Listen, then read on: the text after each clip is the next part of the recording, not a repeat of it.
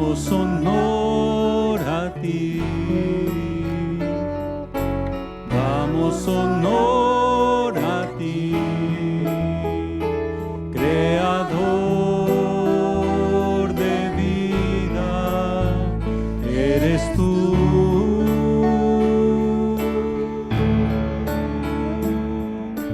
Damos honor a ti, damos honor a ti, porque no hay otro Dios como tú. Damos honor a ti. Damos honor a ti. Damos honor a ti, Creador de vida, eres tú.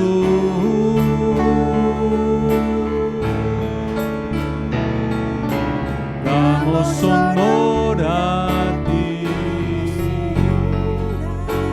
Damos honor a ti.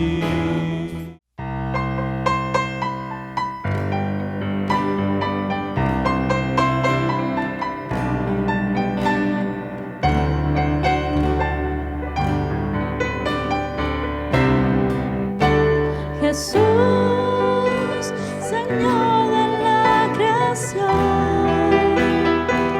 siendo en forma de Dios, se despojó de sí mismo,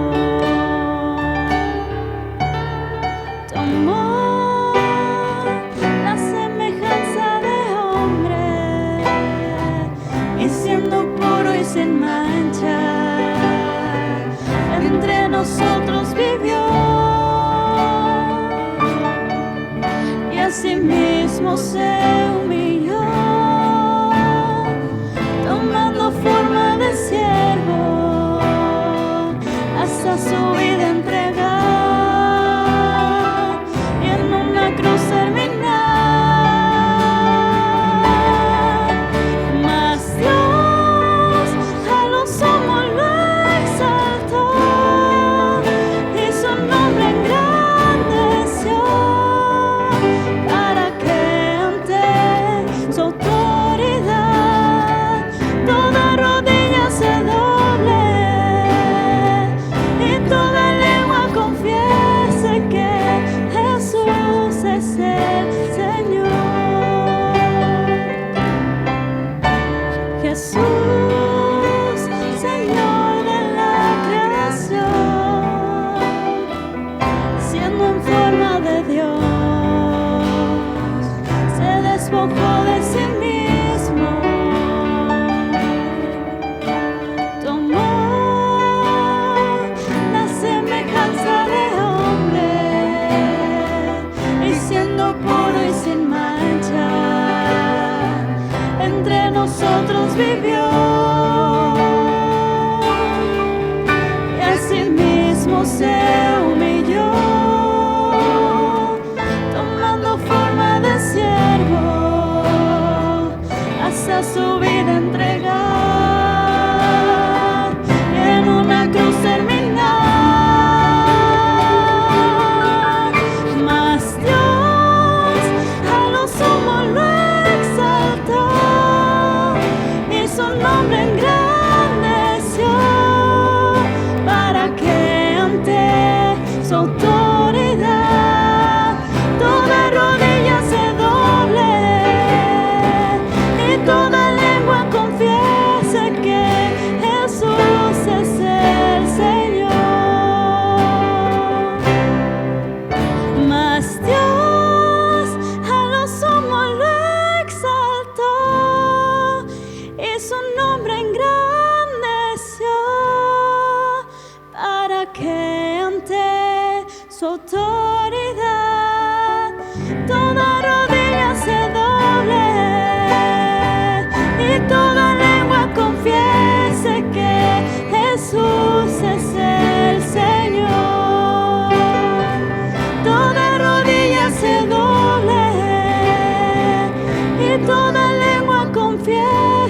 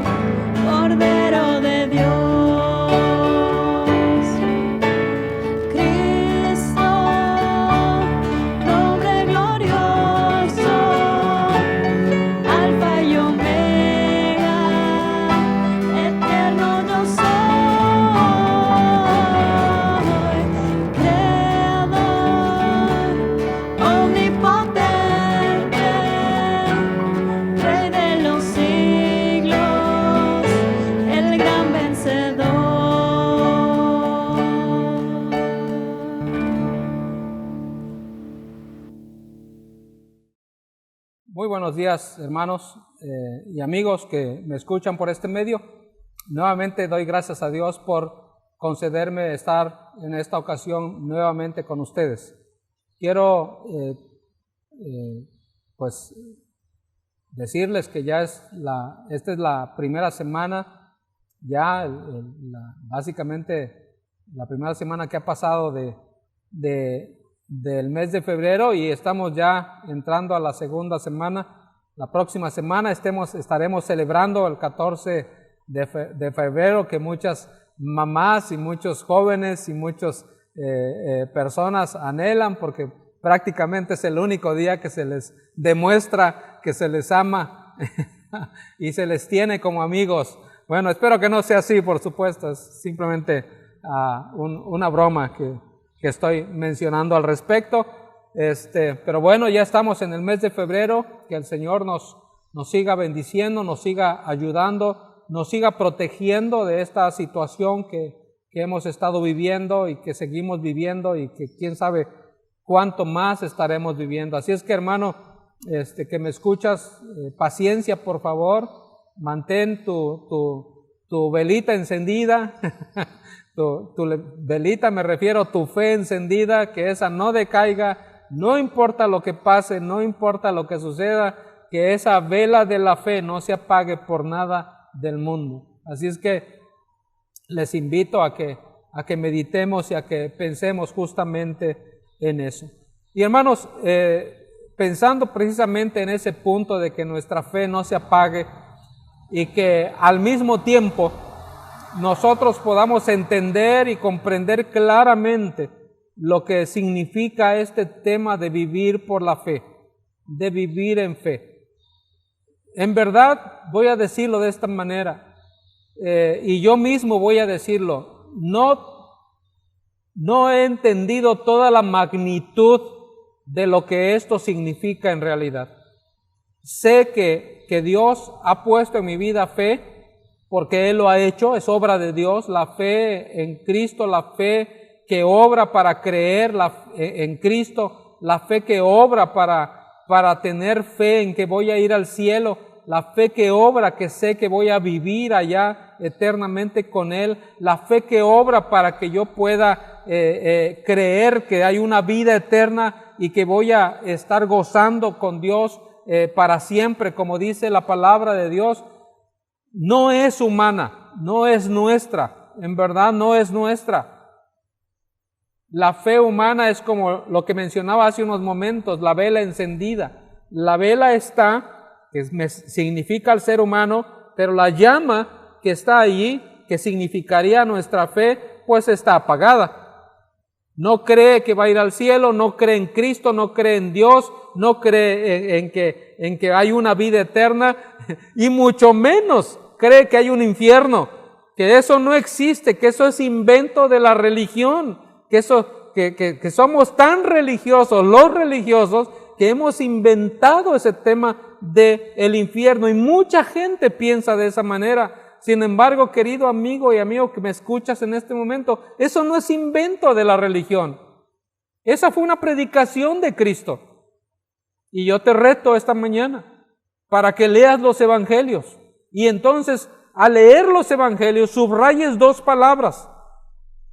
¿Cuántas veces Jesús habló del amor en cada uno de esos libros que Él es mencionado, en el cual Él es estudiado? Es decir, Mateo, Marcos, Lucas y Juan. ¿Y cuántas veces Jesús habló del infierno en esos cuatro evangelios? Y te vas a llevar una gran sorpresa. Por lo tanto, el infierno no es un invento de la religión, es un invento, si tú lo quieres llamar de esa manera, de Cristo. Y si no crees en eso, es que no le crees a Cristo. Y bueno, no te voy a obligar a que lo creas porque no crees en esto. Yo sí lo creo. Yo sí creo que si Cristo vino a este mundo para advertirnos de no ir a ese lugar, simplemente yo no quiero ir a ese lugar.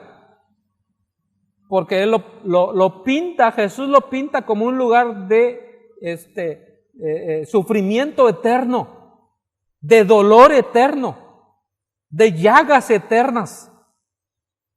No que se te van a quitar pronto, no que pronto, no. Se habla de un crujir, dice, un llorar y un crujir de dientes.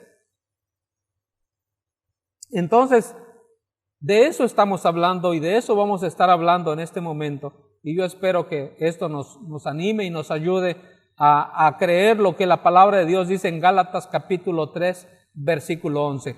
Vayan a sus Biblias, por favor, y busquen el capítulo 3 de Gálatas y veamos el versículo 11 de todo este capítulo.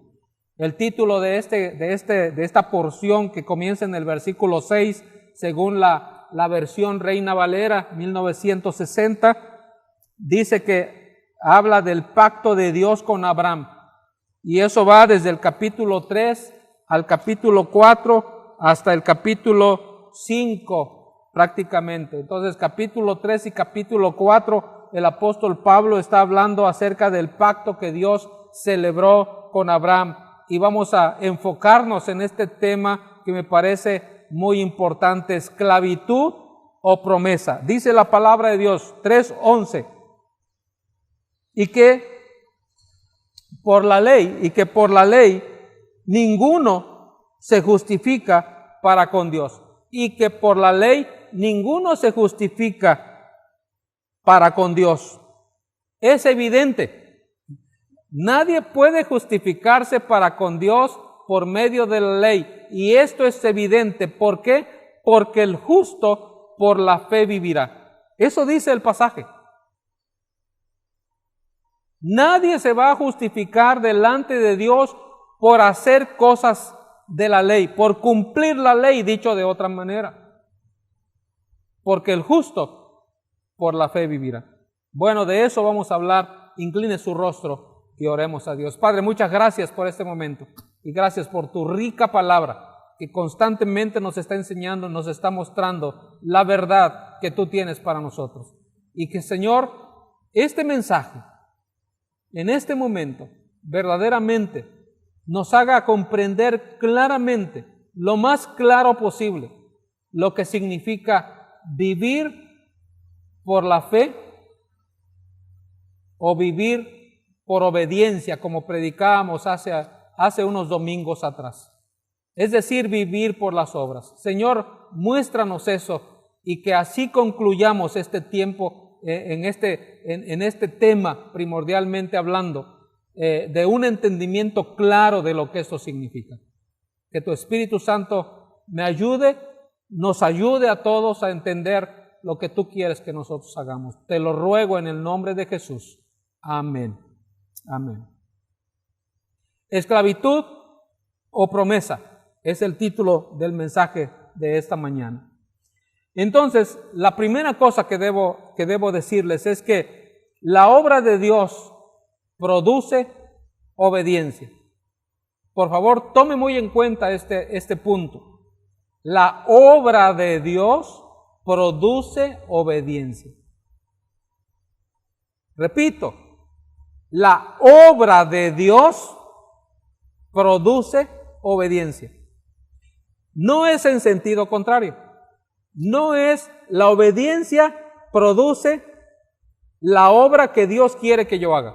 Dicho de otra manera, la obediencia produce la obra que Dios quiere que yo haga. No, no es así. Lo que yo estoy anteponiendo es que la obra de Dios en nosotros produce la obediencia. No es en sentido contrario.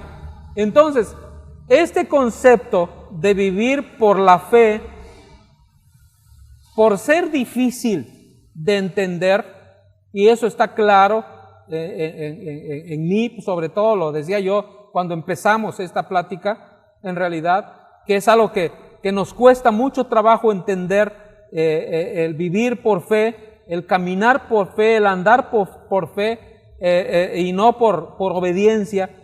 Es tan difícil que el apóstol Pablo pone una alegoría, quiere decir un ejemplo, eso significa una alegoría, para tratar de explicarlo de la mejor manera posible. Y entonces el apóstol Pablo usa esta alegoría para, en cierta manera, enseñarnos lo que quiere decir este versículo que estamos leyendo en este momento y sobre el cual prácticamente estamos hablando, que por la ley ninguno va a ser justificado para con Dios. Y entonces es evidente porque el justo por la fe vivirá. Esto es exactamente lo que está diciendo las Escrituras, la palabra de Dios. Entonces, para entender un poco mejor el tema, el punto, lo que está aquí el apóstol Pablo diciendo, vamos al capítulo 4, por favor, vayamos al capítulo 4 y veamos algunos pocos versículos, pasajes que voy a mencionar en este momento, para ir extrayendo de esos pasajes lo que realmente tiene que ver con este tema que estamos tocando, que es esclavitud o promesa. ¿Qué es la vida del creyente? La vida del creyente es una esclavitud o está viviendo en una promesa. Bueno, de eso se trata justamente hablando este momento. Y entonces, en este capítulo 4, desde el verso 21, inclusive ahí dice arriba, alegoría de Sara y de Abraham, es decir, ejemplo, dicho de otra manera. Este ejemplo de Sara y Abraham es un ejemplo muy importante que nosotros debemos conocer profundamente, lo más profundamente posible, porque es justamente a él al que se refiere el capítulo 3, versículo 11 que leímos, que el justo por la fe vivirá. Así vivió Abraham, viviendo por fe, creyendo a Dios, así vivió este hombre. Y entonces, ¿pero qué significa eso? De creerle a Dios, de creer en Dios en realidad. Entonces, vamos rápidamente y noten el versículo 23 de esta alegoría que se nos está presentando de Sara y de Agar. ¿Ok? Verso 23 dice de la siguiente manera: pero el de la esclava nació según la carne, mas el de la libre por la promesa. El de la esclava nació según la carne, mas el de la libre, es decir, de Sara, fue el de la promesa. Voy a más o menos tratar de explicar este pasaje. El de la esclava nació según la carne, es decir, el de Agar, el hijo de Agar nació según la carne, es decir, por esfuerzo humano. Eso se refiere cuando dice según la carne, se está refiriendo por esfuerzo humano. Mas de la libre dice por la promesa, mas de la libre, por la promesa, es decir, por obra de Dios. Uno nace por la obra de la carne y el otro nace por la obra de Dios. Por supuesto, fue Dios quien permitió que pasara muchísimos años después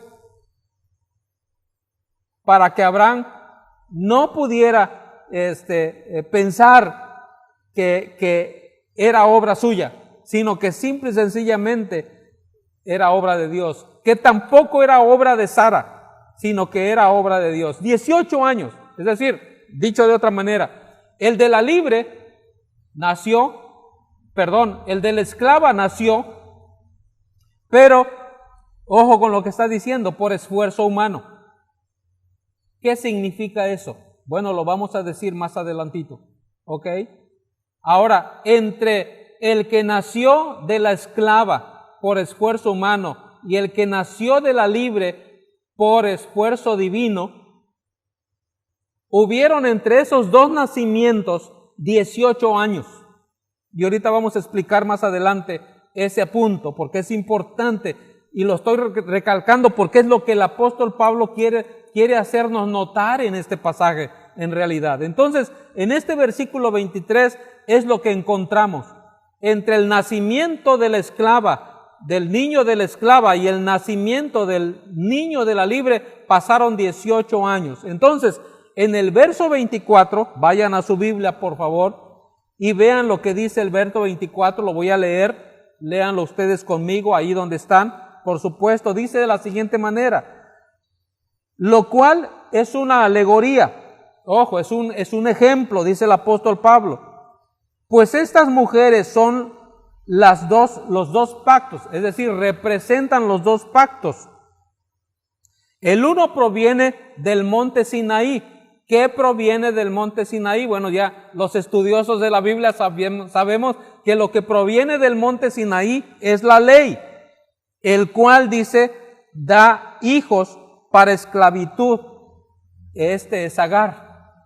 Entonces, los hijos de la esclava son representados por lo que se hace en el monte Sinaí con Moisés, cuando reciben la ley, y entonces comienzan los hijos de la esclava a vivir de esa manera, a vivir cumpliendo con la ley, con lo que decía exactamente la ley que fue dada a Moisés en el monte Sinaí. Entonces, interesantemente hablando, en el versículo siguiente, en el 25, dice de la siguiente manera, porque Agar es el monte Sinaí en Arabia, allí está el monte Sinaí, y corresponde a la Jerusalén actual, es decir, a lo que hay en este momento, pues está junto con sus hijos, está en esclavitud. Dice, pues esta, junto con sus hijos,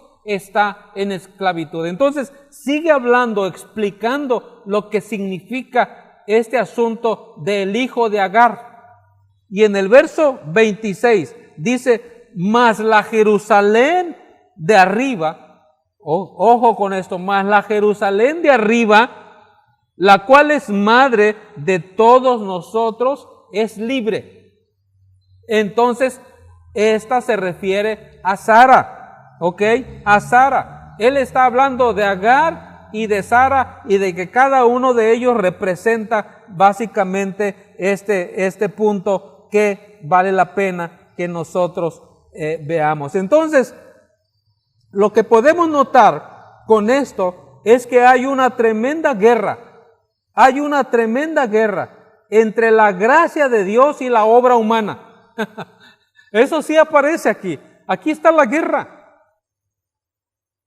Entre la obra de Dios, entre la gracia de Dios y la obra humana. Hay una lucha muy fuerte, hermanos.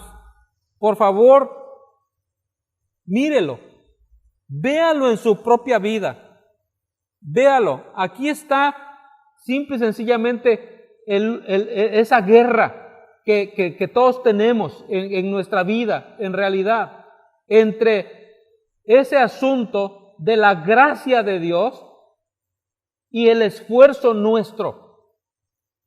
Hay un choque de titanes, vamos a decirlo de esa manera. No sé cuántos de ustedes vieron esa película acerca de titanes, de la mitología griega, por supuesto, que se están peleando por todos lados. Bueno, aquí está una lucha de titanes. La guerra es entre la gracia y las obras. ¿Cómo estamos viviendo? ¿Cómo tú estás viviendo? ¿Cómo yo estoy viviendo mi vida cristiana? Entre la vida y la fe. ¿Cómo estoy viviendo entre la vida y la fe? Entre la vida y la obediencia.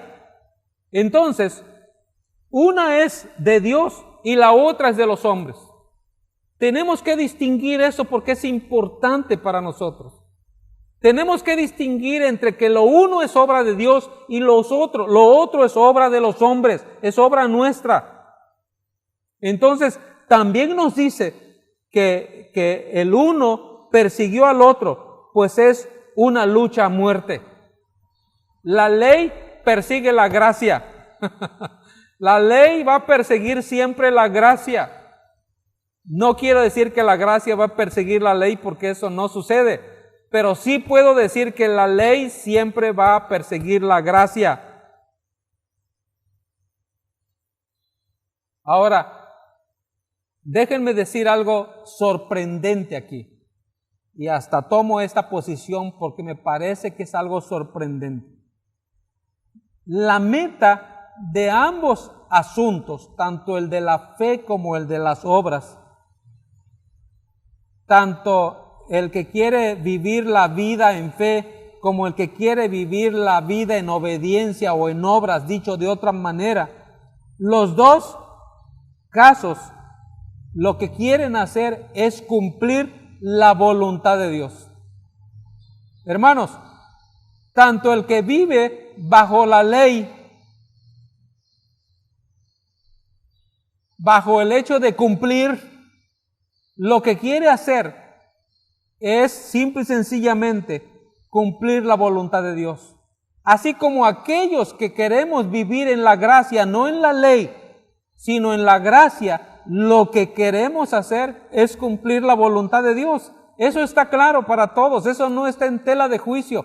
Ambos casos, tanto el que vive bajo la ley como el que vive bajo la gracia, como dice Pablo en la carta a los Romanos, vivir bajo la ley o vivir bajo la gracia, ambos están buscando hacer la voluntad de Dios. Entonces, si ambos casos lo que tienen es hacer la voluntad de Dios, ese es el segundo punto que vamos a tocar en este momento. Ya hablamos de la obra de Dios que produce obediencia.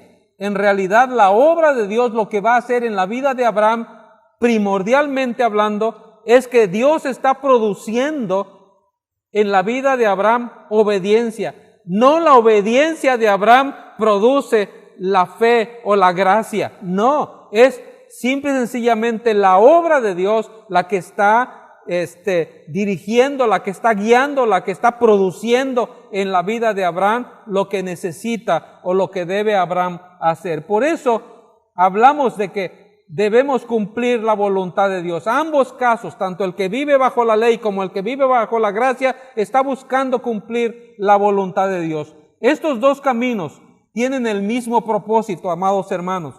Ambos se preocupan por cumplir la voluntad de Dios. Los dos hijos, tanto el de la libre, es decir, la gracia, como el de la esclava, es decir, la ley, se esfuerzan por hacer la voluntad de Dios. Entonces, ¿puede usted ver a Sara diciéndoles a todas las personas que están ahí con ella, voy a ser mamá? Ustedes pueden ver eso. Pero antes de ir a hablar un poquito de esto, déjenme decir algo importante aquí. Todos, los dos bandos, por decirlo de esta manera, los dos guerreros que están luchando, están buscando hacer la voluntad de Dios. Y eso está muy bien. Muy bien. El buscar hacer la voluntad de Dios en ambos casos es algo bueno.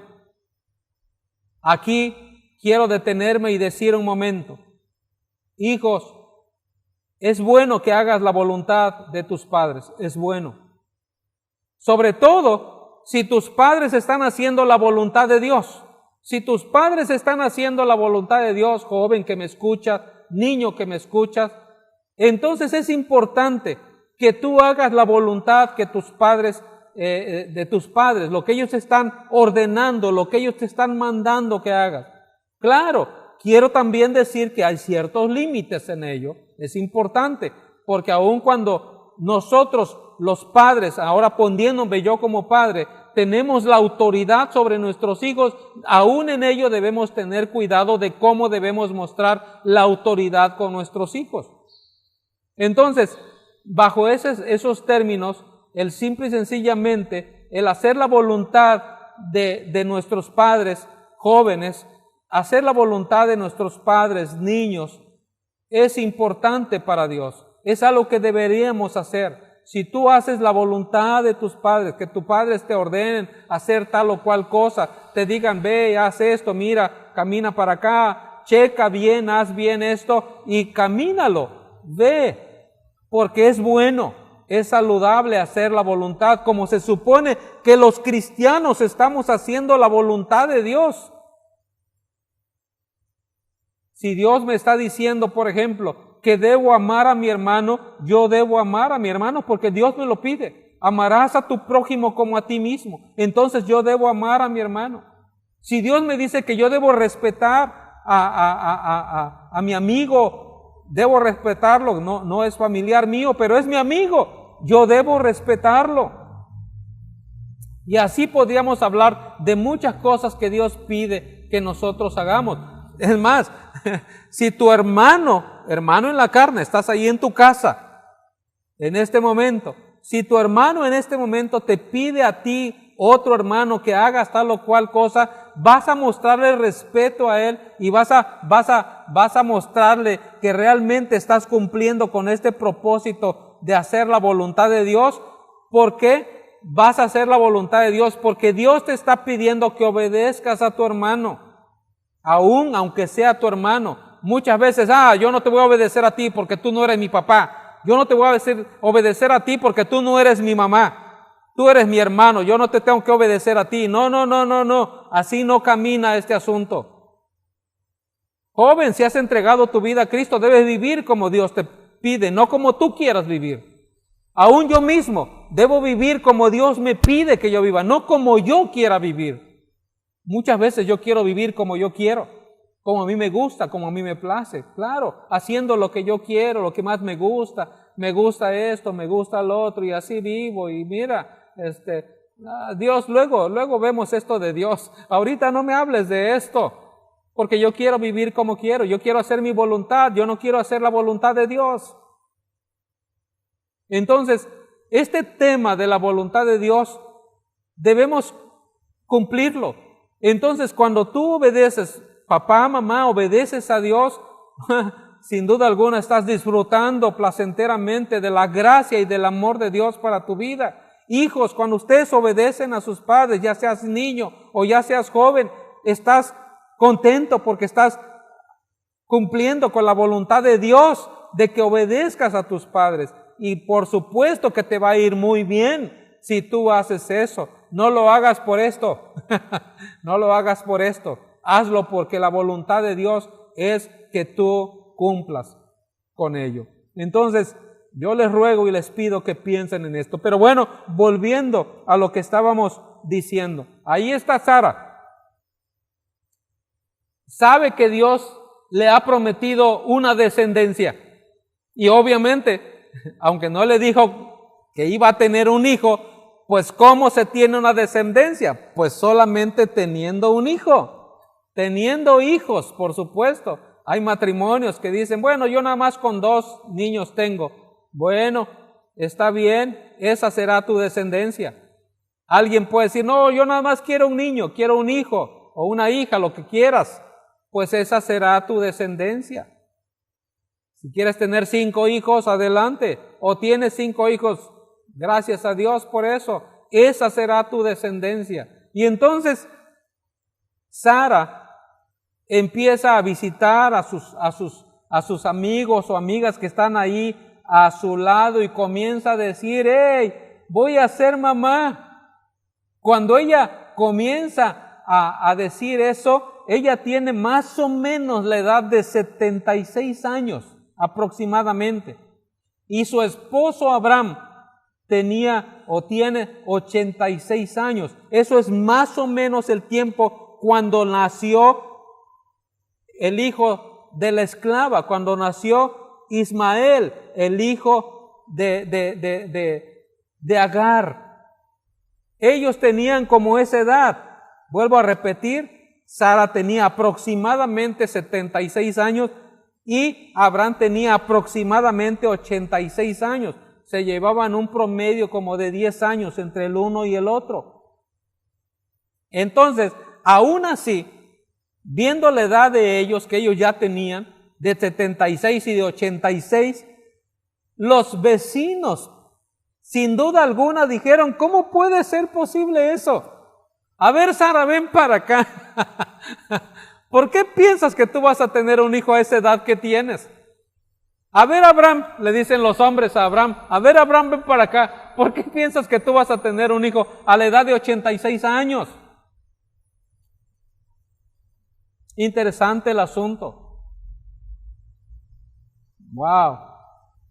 Sin embargo, aquellos vecinos confiaron y dijeron, bueno, pues si ustedes lo dicen que van a tener descendencia, pues bueno, aquí les van los regalos. Y comienzan a llegar los regalos que ustedes saben que se dan a aquellos que van a tener niños.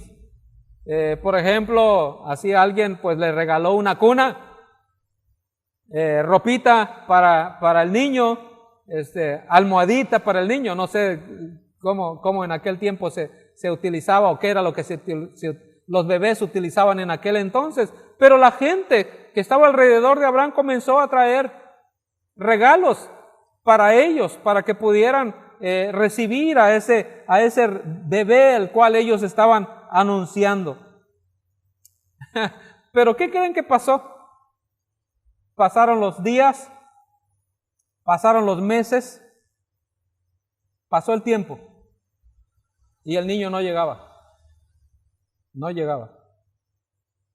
Y dice Sara a Abraham, oye, ya pasaron 8 meses y no pasa nada, mira mi panza está igual, mira mi vientre está igual, no, nada se está ensanchando, no está subiendo nada, Abraham, y ya pasaron 8 meses de la promesa, ya pasaron varios meses de este asunto, probablemente ya pasó hasta 1 año y no pasa nada.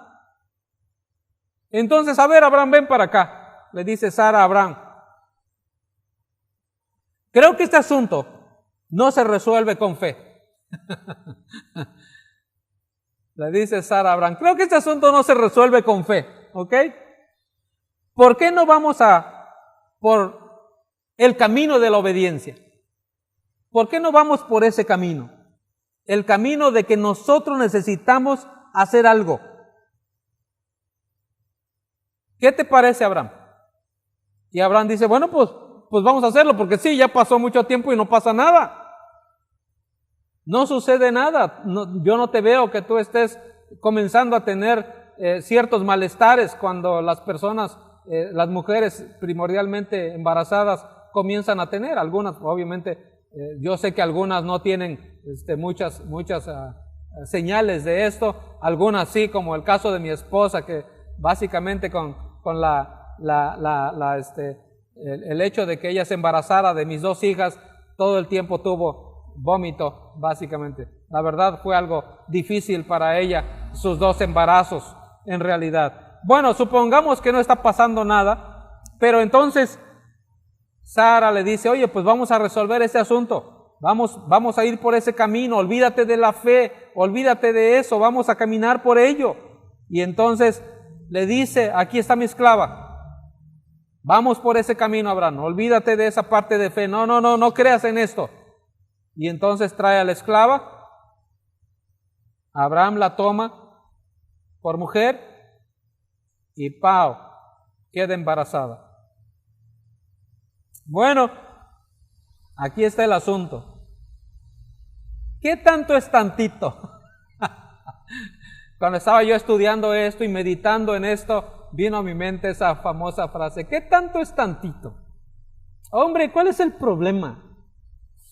Olvídate de lo que es la fe. Vamos nosotros a tomar cartas en el asunto. Oye, mira, ya hemos orado mucho para que nos den ese préstamo, para que el banco nos dé ese préstamo. Oye, ya hemos orado mucho para tener este carro. Oye, ya hemos confiado mucho en que las cosas van a mejorar y no mejoran.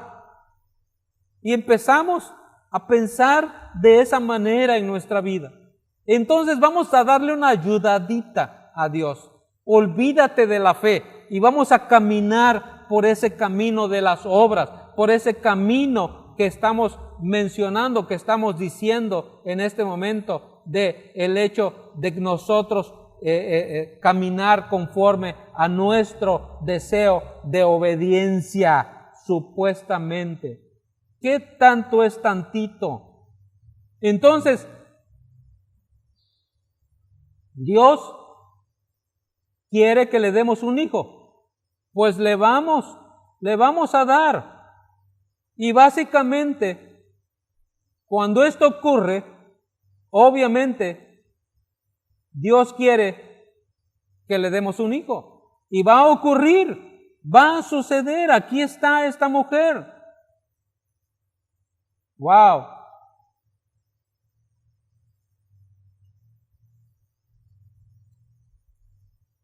¿Quién? Dios dice, ¿quién hizo esto? Abraham, Sara, ¿quién hizo esto? ¿Ustedes o yo?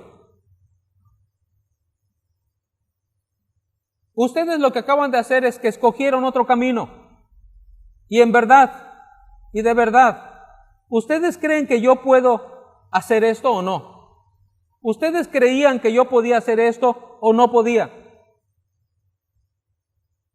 Y así va la vida. Cumplieron con el caminar por obediencia, porque así es como nosotros estamos acostumbrados a vivir nuestra fe. Y después de eso Dios decidió esperar, ojo con esto, 14 años. Desde el nacimiento de Ismael hasta el nacimiento de Isaac, hubieron 14 años. Es decir, cuando Abraham llega a los 100 años y cuando Sara llega a los 90 años aproximadamente, entonces es cuando Sara queda embarazada. Cuando usted piensa en esto, cuando yo pienso en esto, realmente me da risa. Me da risa. ¿Por qué me da risa? Como a Sara también le da risa o le dio risa, por eso le pusieron Saraí, porque se reó. Así como Dios quiere que demos un hijo, le vamos a dar uno. Y entonces básicamente la respuesta de Dios fue, ¿quién hizo esto, Abraham? ¿Ustedes o yo? Y así vamos cumpliendo con la vida, caminando por obediencia. Por supuesto, después de esto, Dios decidió esperar esos 14 años. ¿Para qué o por qué? Y esto es importante. La respuesta a esta pregunta, hermanos, nos enseña verdaderamente cómo estamos viviendo nosotros, de qué manera vivimos nosotros, los creyentes, los hijos de Dios, los que nos decimos creer en Dios, los que nos decimos confiar en Cristo, los que nos decimos que tenemos una fe puesta en Dios. Aquí nos va a demostrar exactamente eso, ese caminar o ese andar. Entonces, lo que sucede después de eso es que Dios decide eso. Y cuando Abraham ya tiene esa edad de 100 años, entonces viene el embarazo de su esposa que tiene 90 años. ¿Recuerdan ustedes que les dije que ella tenía 76 años cuando le fue anunciado que iba a ser mamá, que iba a tener descendencia, y que Abraham tenía 86 años cuando eso sucedió? Bueno, ahora los dos el uno tiene 100 y el otro tiene 90 años. Y entonces,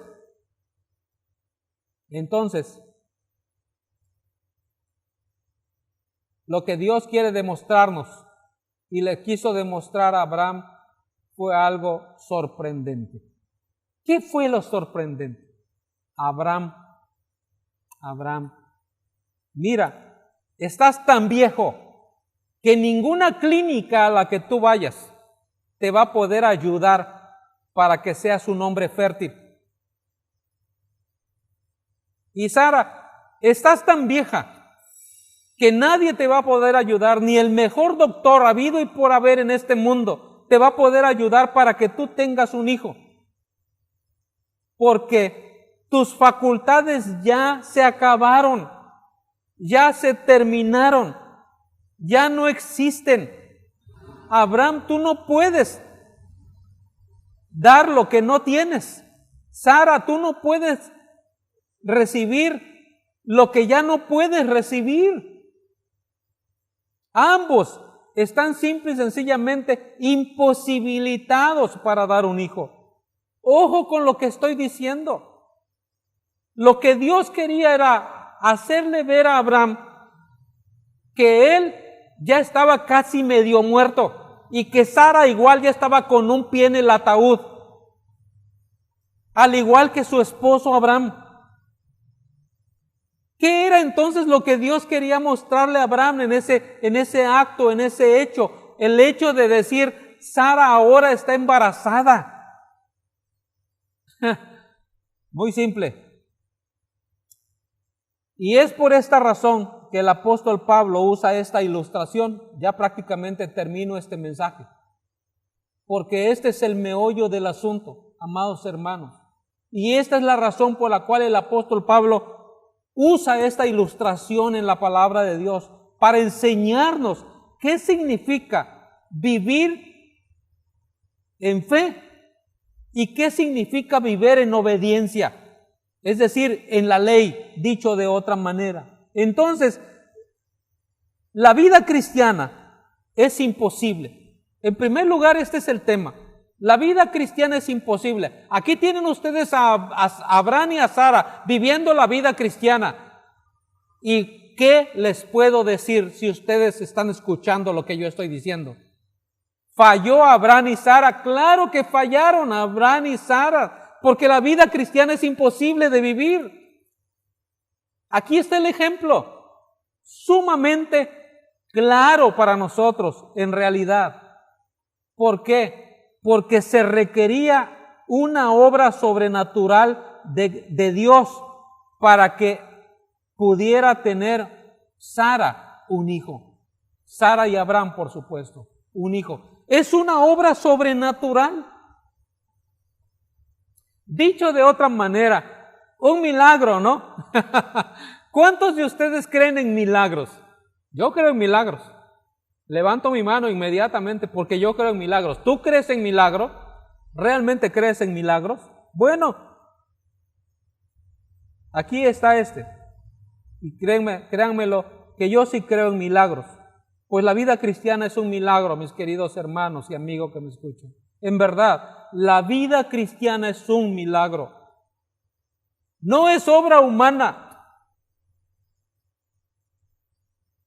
A veces me enojo conmigo mismo cuando digo, yo soy cristiano.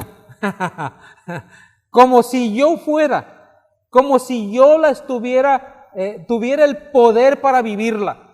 Ah, sí, yo soy cristiano, claro que sí, he entregado mi vida a Cristo. Fíjense muy bien lo que empezamos a decir. He entregado mi vida a Cristo, voy a la iglesia, leo la Biblia, oro, sigo esto, hago esto otro, hago aquí, allá. Por eso yo soy cristiano, pastor.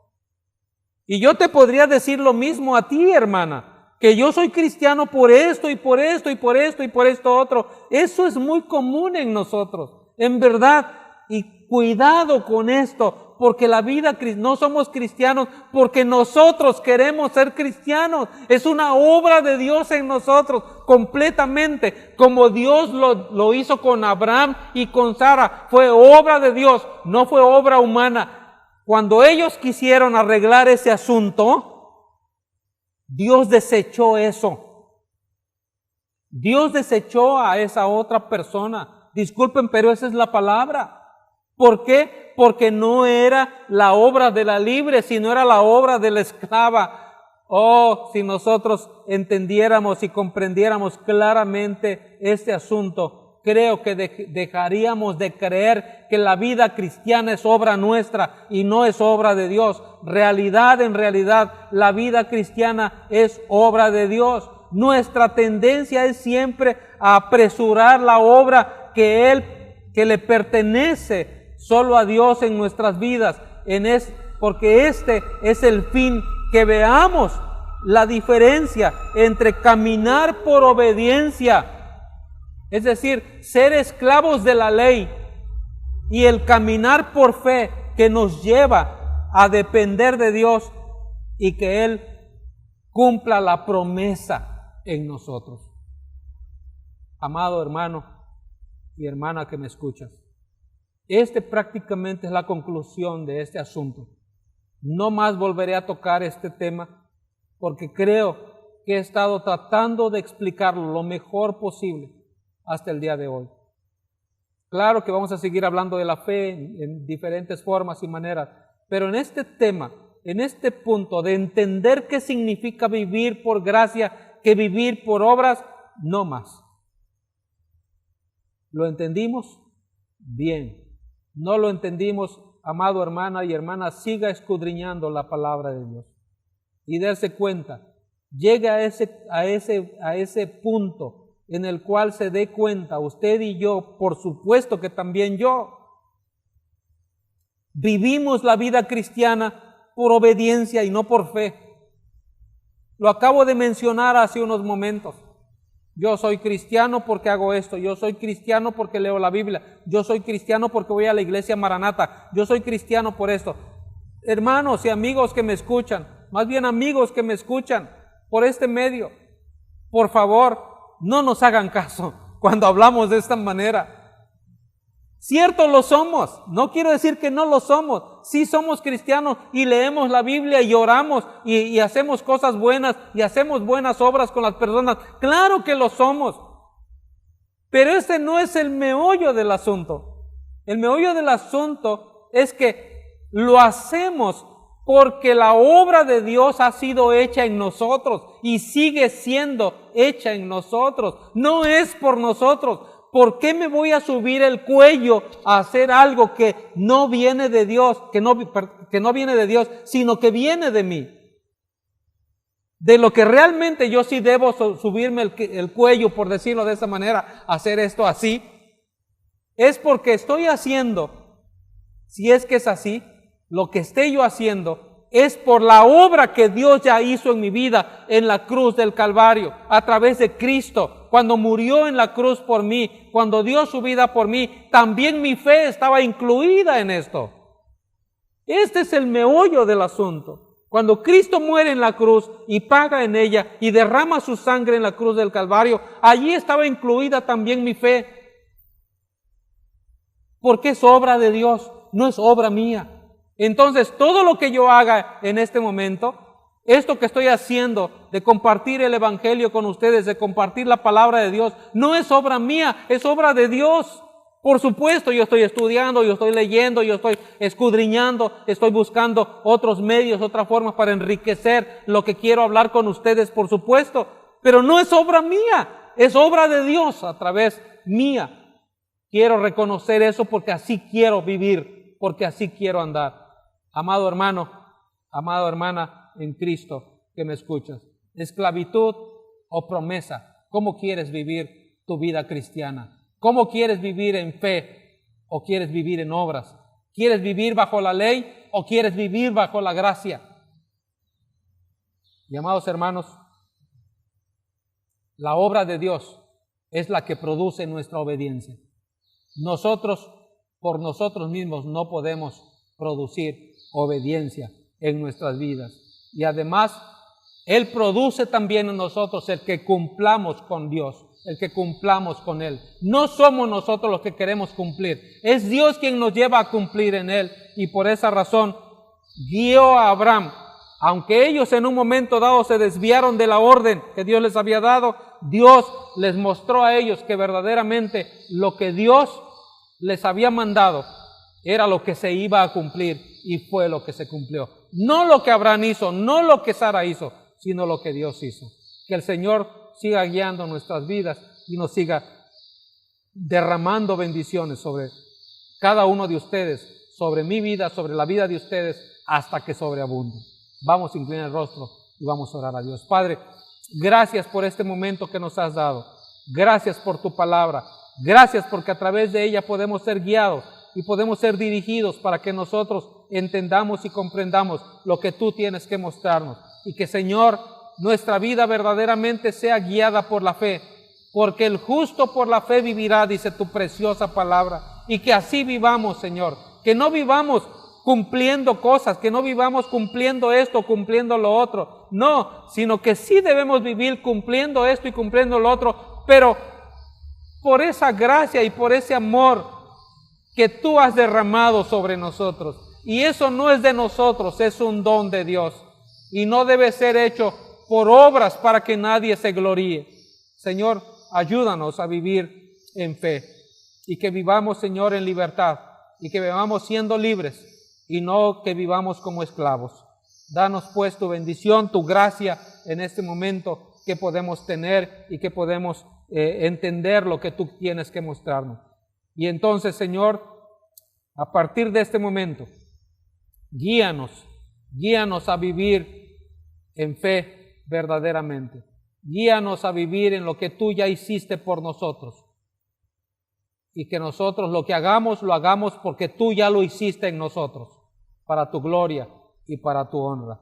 Y ahora, mis amados hermanos, que la gracia de nuestro Señor Jesucristo y el amor de Dios y la bendita participación del Espíritu Santo, guiándonos a vivir en fe y no en obras, guiándonos a ser libres y no a ser esclavos. Que eso, Señor, esté ocurriendo en la vida de tu pueblo, en la vida de tu iglesia, ahora y siempre. Amén. Amén.